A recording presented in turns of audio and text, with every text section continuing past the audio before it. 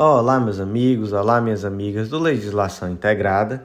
Aqui quem fala é o professor Bruno Valente e a nossa conversa de hoje é sobre o informativo de número 1082 do STF. Antes de começar, aquele convite de sempre para você que vem sempre aqui, mas não está inscrito no nosso canal, seja no Spotify, Deezer, Apple Podcasts, Google Podcasts ou no YouTube, não deixa também de ativar o sininho para ficar sabendo das notificações.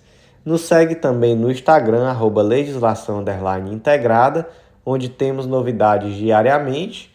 E o mais importante de todos os convites, não deixa de acessar nosso site legislaçãointegrada.com.br. Lá você vai conhecer o Clube da Lei, que é nosso clube de membros que te dá acesso a todos os materiais de legislação integrada. São materiais que integram a legislação com a jurisprudência e você tem também acesso a todos os planos de leitura. Então é uma assinatura muito acessível, te dá tudo o que você precisa para um estudo completo, organizado, atualizado, com continuidade de lei seca e jurisprudência. Então vem fazer parte desse clube que com certeza vai te ajudar bastante.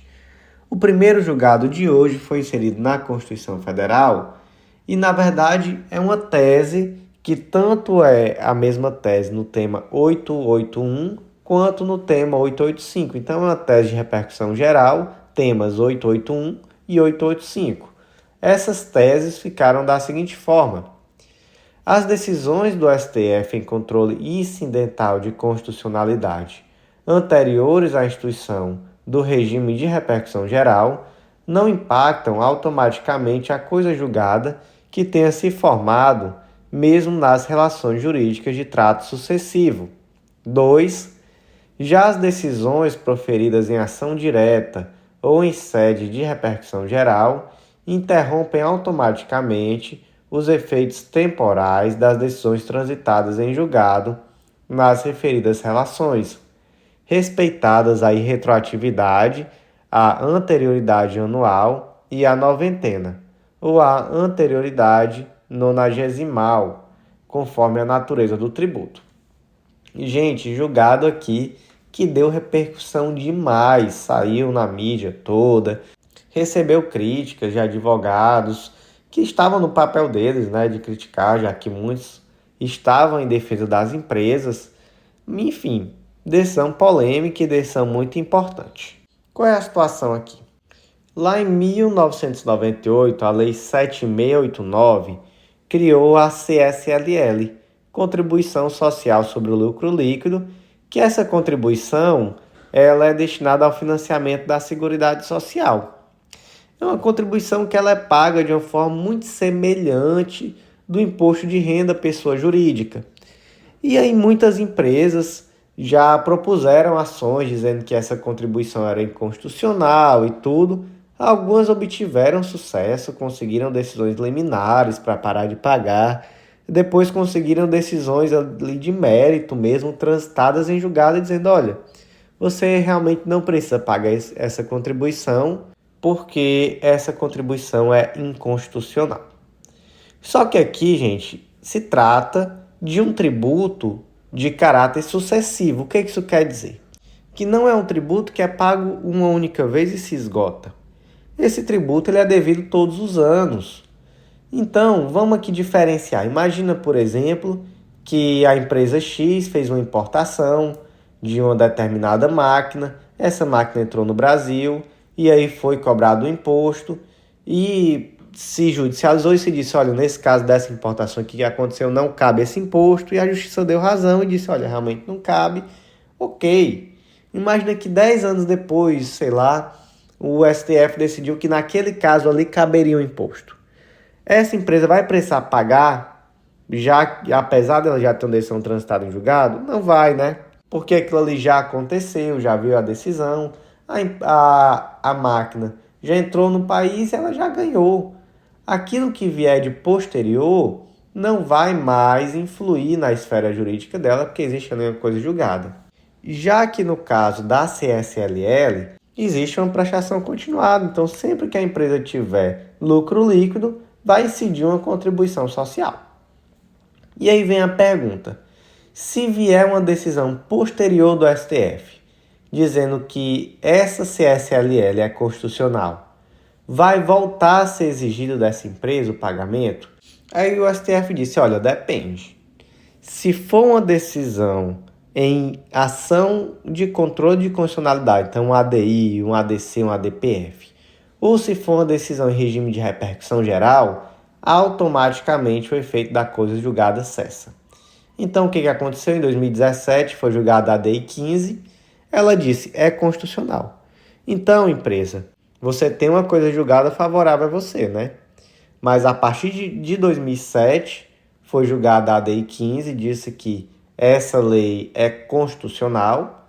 Então, a partir do ano seguinte, você vai precisar pagar. Por que é a partir do ano seguinte? Porque tem a questão da anterioridade tributária.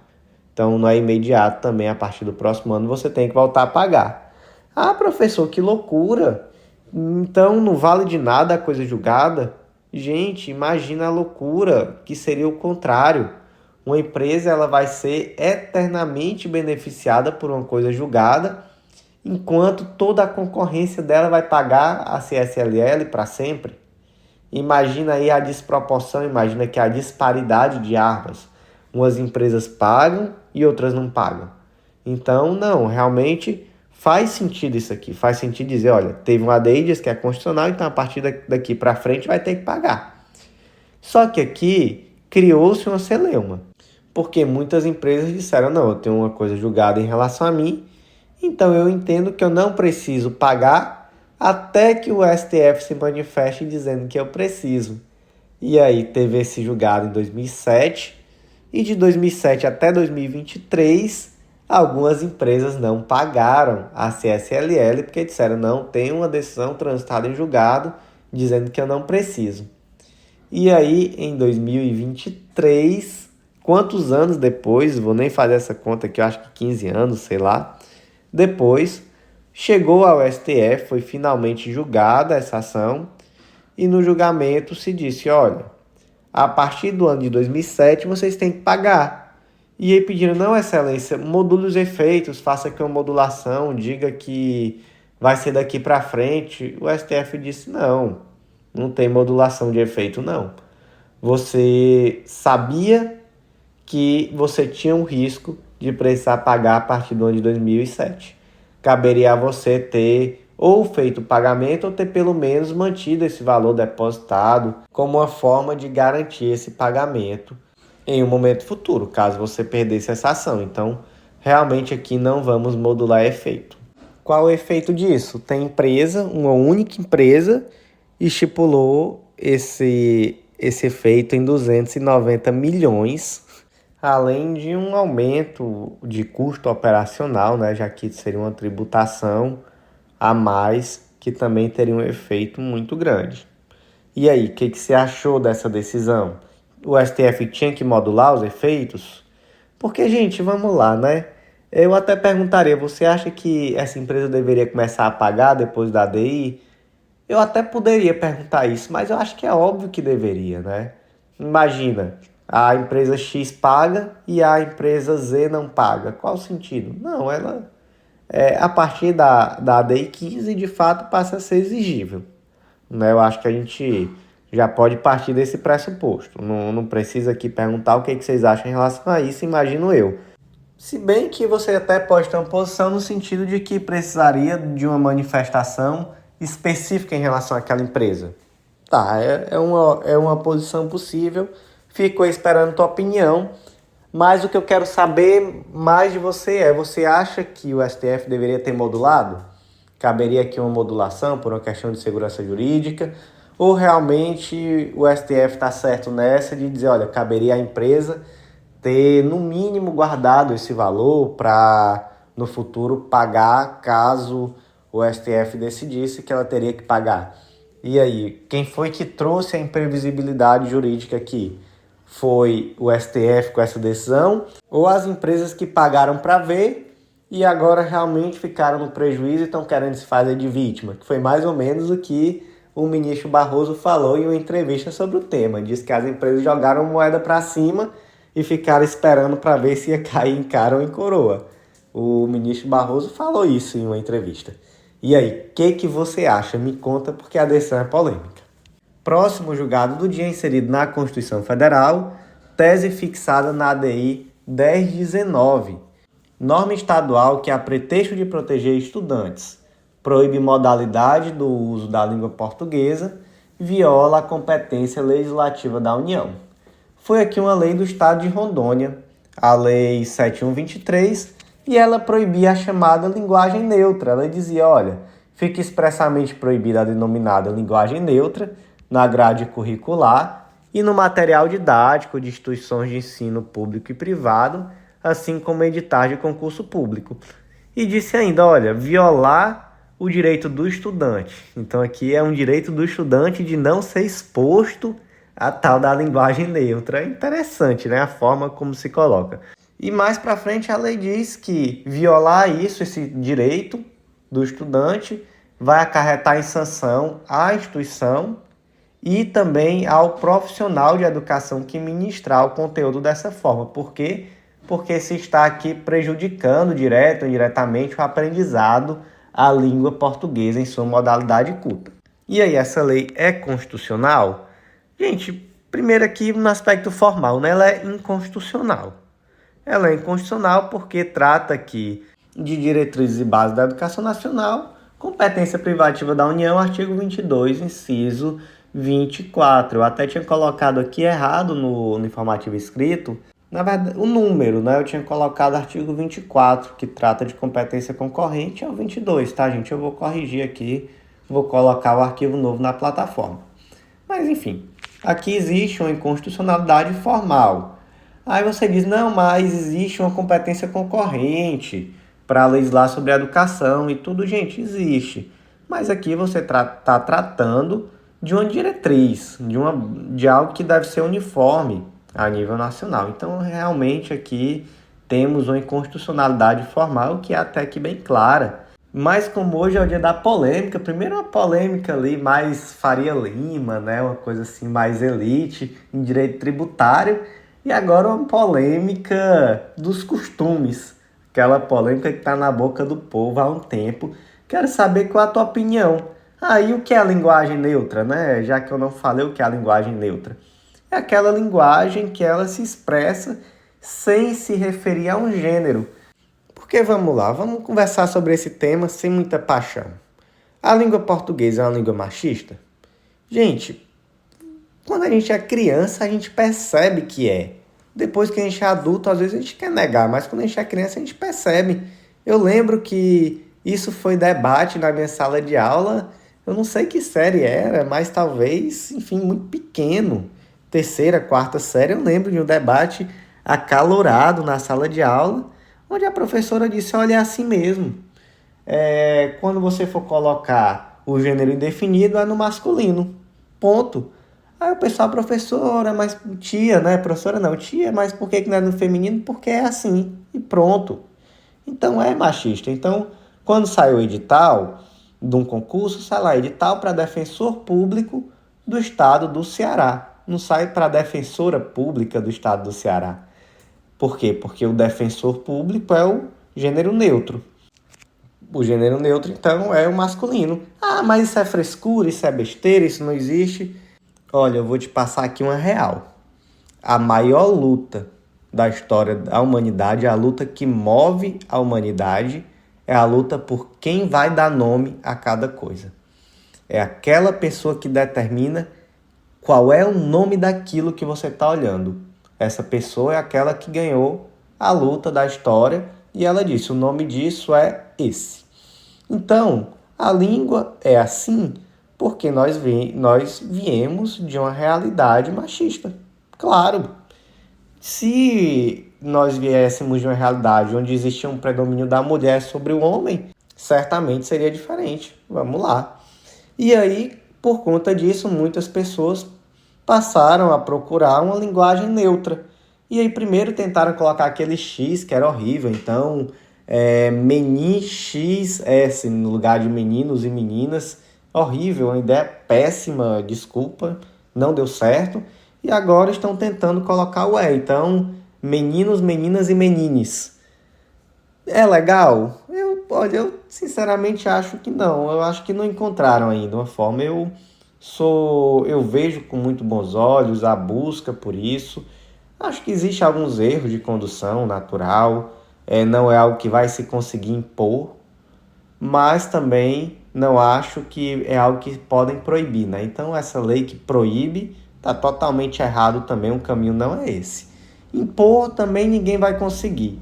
Impor de goela abaixo, um meninos, um defensores. E olha, eu queria dizer que eu sou solidário à causa, eu espero que se consiga.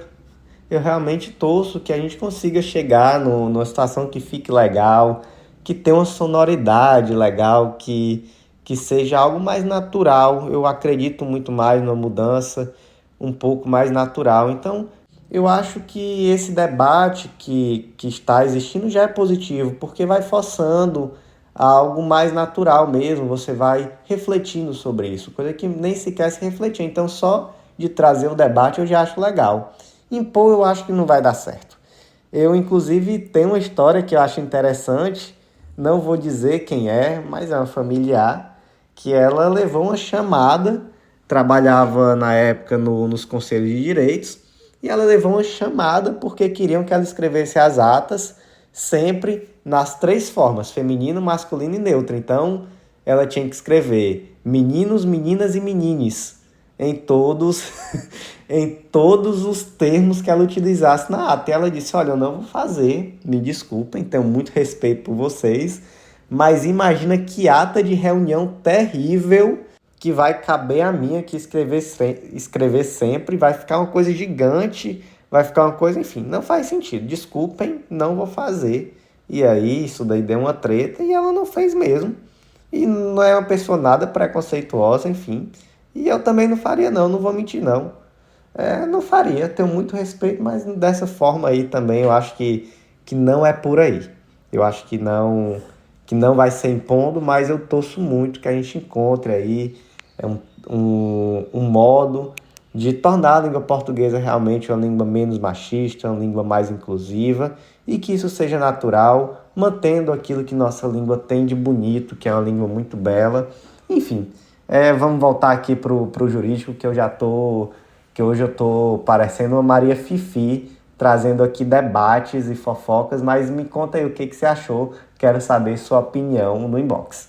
Próximo julgado do dia, inserido no Código de Processo Civil, destaque da seguinte forma: são constitucionais desde que respeitados os direitos fundamentais da pessoa humana e observados os valores especificados no próprio ordenamento processual, em especial os princípios da proporcionalidade e da razoabilidade, as medidas atípicas previstas no CPC de 2015, destinadas a assegurar a efetivação dos julgados. Isso aqui está tratando de medida executiva atípica. Está lá no artigo 139, inciso 4 do Código de Processo Civil. O juiz dirigirá o processo conforme as disposições deste Código, incumbindo-lhe determinar todas as medidas indutivas, coercitivas, mandamentais ou subrogatórias necessárias para assegurar o cumprimento da ordem judicial, inclusive nas ações que tenham por objeto prestação pecuniária. Esse é o tal do poder geral de cautela. O poder geral de cautela, ele vai permitir ao juiz tomar todas essas medidas indutivas, coercitivas, mandamentais ou subrogatórias para efetivar o direito. Por quê? Porque o indivíduo tem direito a um processo com duração razoável e efetivo, não só na tutela de conhecimento, mas, sobretudo, na tutela satisfativa, no momento executivo, executório. De que adianta para o indivíduo ter uma ação judicial que diz, o João lhe deve. Tá, mas eu não quero que o João me deva, eu quero o dinheiro no meu bolso. E aí, o que a gente vai fazer? Como é que a gente vai dar efetividade a isso? E aí, muitas vezes se tenta primeiro aquilo que é o básico, né? Você tenta um bloqueio em conta, aí você tem todos aqueles sistemas de justiça, Cisbajude, Bacenjude, etc. Você tenta um protesto, nada disso deu, o que você faz? Aí você vai para a criatividade. E aí muitos juízes passaram a deferir, por exemplo, apreensão de passaporte, suspensão de CNH. Disse, olha, não tem dinheiro para pagar o João, e tem dinheiro para ir para Disney todo ano. Não, passa o passaporte para cá. Enquanto não pagar João, não vai para Disney. Isso daí tem efetividade? Muitas vezes tem. Suspensão da CNH, não dirige. Enquanto você não pagar João, você não dirige. Isso daí, gente, é constitucional? Gente, isso aqui é constitucional. O STF decidiu isso na DI 5941. Já era algo muito batido, né? Enfim, é algo que se fala há muito tempo, já deixou de ser uma novidade há muito tempo. E o STF disse sim, é perfeitamente constitucional, mas calma, tem que respeitar direito fundamental da pessoa humana, você tem que utilizar isso de forma proporcional, de forma razoável. Isso aqui não é algo que você vai usar de cara, então primeiro tenta ir pela via convencional, primeiro você tenta fazer aqui um bloqueio em conta, enfim, vai pela via convencional, não deu? Aí também analisa o caso concreto, o rapaz é Uber, eu vou suspender a CNH dele porque ele está devendo um valor de um financiamento bancário, ele está super endividado, ele não conseguiu mais pagar esse financiamento, eu vou suspender a CNH do rapaz que trabalha de Uber, trabalha de taxista, e aí isso daí vai ter efeito prático ou isso aí vai causar um endividamento maior? Então não, calma aí, realmente nesse caso aqui não cabe. Ou então, outra situação que não tem nada a ver, aquele exemplo que eu dei, o indivíduo está devendo o Joãozinho da padaria, mas ele vai para a Disney todo ano. Ele está devendo R$ 2.000 e não paga, mas todo ano ele vai para a Disney.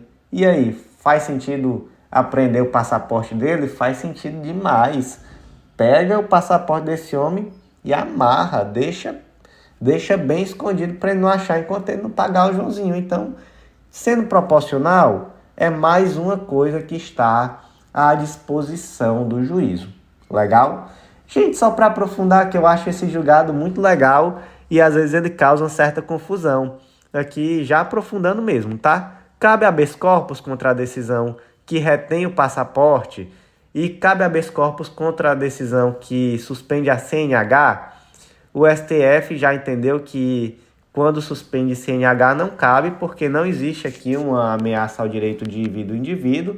Ele continua podendo se deslocar por outros meios, mas ele já trouxe que em relação à retenção de passaporte cabe, porque aí realmente ele não vai poder sair do país. Sem passaporte ele não sai.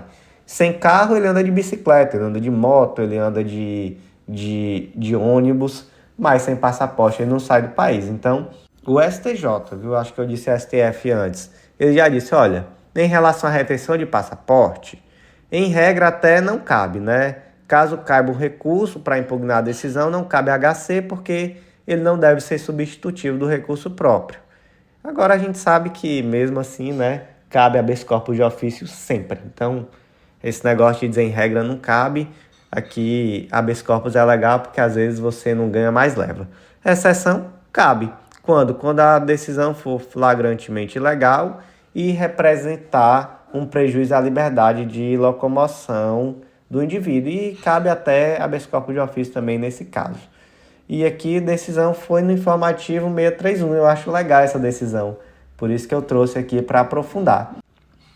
Próximo julgado do dia, inserido na Constituição Federal, destaque da seguinte forma: não se aplica às associações genéricas que não representam qualquer categoria econômica ou profissional específica a tese firmada no tema 1119 da sistemática da repercussão geral, sendo insuficiente a mera regularidade registral da entidade para a sua atuação em sede de mandado de segurança coletivo, pois passível de causar prejuízo ao interesse dos beneficiários supostamente defendidos. Gente, essa tese aqui também é interessante. Eu acho que hoje eu não sei se é porque eu estou em clima de carnaval, mas para mim hoje todas as teses do STF foram muito interessantes e ou dão fofocas boas, como a gente teve aí 2 teses hoje que davam fofocas muito boas, debates acalorados, muito legais, mas essa aqui ela me pareceu um pouco engraçada pelo nome da associação. Mas vamos lá, vamos primeiro aqui para o conteúdo jurídico, né? Que é o que traz vocês aqui. Temos aqui um caso de mandado de segurança coletivo.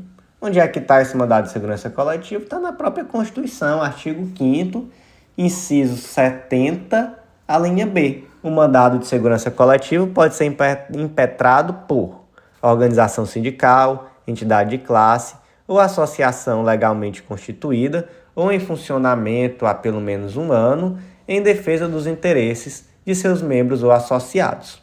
Legal? Tá aqui. Temos um detalhe muito interessante que vai diferenciar um mandado de segurança coletivo de uma ação ordinária coletiva. No mandado de segurança coletivo, a atuação se dá em substituição processual. Então, se demanda em nome próprio direito alheio. Consequência, não é necessário juntar uma relação nominal de associados, nem comprovação de filiação prévia, para que essa decisão tenha efeito sobre a esfera individual dos associados. Legal? Situação diferente é uma ação ordinária coletiva. Na ação ordinária coletiva, há uma representação processual, então você é tão somente um representante daqueles associados e por isso é necessário sim juntar aqui uma relação nominal desses associados e a comprovação de prévia filiação. E aí só com esses documentos haverá uma legitimidade para propor essa ação e os efeitos também só vão ser limitados a esses indivíduos que estão nessa situação, que são comprovadamente filiados antes da propositura da ação. Para que ninguém confunda, tá, gente? Por favor, ninguém confunda. Uma ação ordinária coletiva é diferente da ação civil pública. Em uma ação civil pública também não é necessário juntar relação nominal e comprovação de filiação prévia. Não vou falar de ação civil pública hoje, vai confundir tudo na cabeça de vocês, mas só para que vocês saibam, são duas coisas diferentes, não é uma ação ordinária coletiva, tá? Vamos lá. Tem uma tese de repercussão geral. É um tema 1119 que vai tratar exatamente do mandado de segurança coletivo. Ele diz: é desnecessária a autorização expressa dos associados, a relação nominal destes, bem como a comprovação de filiação prévia para a cobrança de valores pretéritos de título judicial decorrente de mandado de segurança coletivo impetrado por entidade de caráter civil. Legal? Perfeito. A questão é que aqui foi feito um distinguish, porque a associação era extremamente genérica. E, gente, era o mais genérico que eu acho que dá para ser. Sabe como era o nome da associação? Chega a ser engraçado. Era a Associação Brasileira de Contribuintes Tributários. Ou seja, era a associação de todo mundo do Brasil. Bastava dizer assim, Associação Brasileira. Nem precisava dizer de que era. Porque todo mundo no Brasil é contribuinte tributário, pelo amor de Deus. Então, extremamente... aqui uma associação extremamente genérica. E aí, é tão genérica que o STF disse, olha, isso aqui é tão genérico que existe aqui uma multiplicidade de interesses, aqui não é uma categoria. Imagina, por exemplo, a Associação dos Servidores Públicos da Universidade Federal do Ceará, e aí foi retirado um direito deles, um direito equivalente ao direito trabalhista, né, sei lá. E aí a associação propõe uma ação em defesa desses servidores. Existe aqui uma uniformidade de interesse? Existe, com certeza existe. Então, legal, temos aqui uma situação em que de fato não vai ser necessária nenhum tipo de autorização expressa, não vai ser necessária uma relação nominal de associados, não vai ser necessária uma comprovação prévia de filiação em um mandado de segurança coletivo que trate sobre esse tema. Substituição processual, ok. Mais uma Associação Brasileira de Contribuintes Tributários, aqui é todo o Brasil. E aí vai ter realmente situações em que vai existir dentro desses brasileiros uma multiplicidade de interesses e aí realmente já não é por aí que se caminha. Aí o STF disse, olha, isso aqui é tão genérico que essa tese de repercussão geral aqui não se aplica a vocês não. Isso aqui, com o perdão da brincadeira, é uma associação super saiyajin, é quase um Ministério Público que vai poder propor ação em relação a tudo e ter feito erga omnes em todo o Brasil. Não dá. Então, olha, se a associação é extremamente genérica, então, nesse caso, não se aplica o tema 1119, vai ser necessário, mesmo no mandado de segurança coletivo, juntar aqui sempre a autorização expressa dos associados, relação nominal e comprovação de filiação prévia. O efeito desse julgado aqui vai ser especificamente em relação a essas pessoas. Gente, o último julgado do dia, eu vou só ler o destaque, tá? Porque é muito específico, que ficou da seguinte forma. Diante da inércia do Poder Executivo em adotar providências para cumprir de modo integral e intempestivo a decisão do STF que suspendeu os efeitos da MP 1135 de 2022 e manteve a obrigatoriedade de entrega dos recursos financeiros destinados a apoiar o setor cultural e de eventos, é legítima a prorrogação do prazo de execução financeira até o final do ano de 2023, a fim de garantir a eficácia da medida cautelar deferida e referendada oportunamente. Então, meus amigos, por hoje foi isso. Eu agradeço a você que ouviu até o final. Fica de sempre aquele convite, vem fazer parte do nosso clube, eu te aguardo no nosso Clube da Lei e eu te aguardo também no nosso próximo podcast. Curte o carnaval, eu acho que quando você ouvir, na verdade, já vai ter passado o carnaval, então, enfim, espero que você tenha curtido o carnaval e é isso, agora eu vou lá aproveitar o meu assistindo Netflix. Um abraço e até a próxima.